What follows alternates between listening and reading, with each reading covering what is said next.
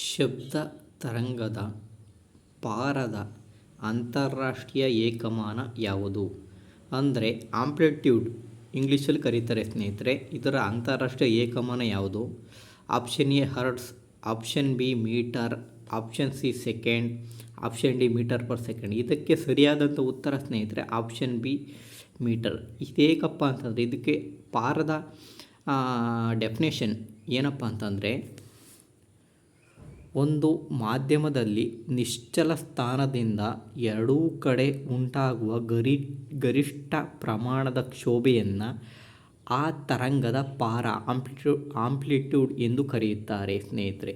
ನೋಡಿಕೊಳ್ಳಿ ಸ್ನೇಹಿತರೆ, ಇದೊಂದು ನಿಶ್ಚಲ ಸ್ಥಾನ. ಈ ಎರಡೂ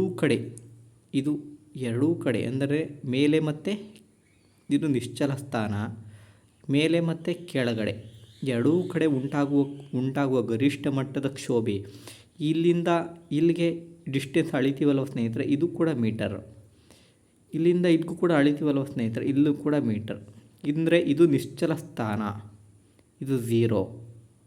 ಈ ಒಂದು ಅಂತಾರಾಷ್ಟ್ರೀಯ ಏಕಮಾನ ಇದು ತರಂಗದ ಪಾರದ ಡೆಫಿನೇಷನ್ನು ಸ್ನೇಹಿತರೆ. ಸೊ ಹಾಗಾಗಿ ಇದು ಪಾರದ ಅಂತಾರಾಷ್ಟ್ರೀಯ ಏಕಮಾನ ಮೀಟರ್ ಆಗುತ್ತೆ ಸ್ನೇಹಿತರೆ.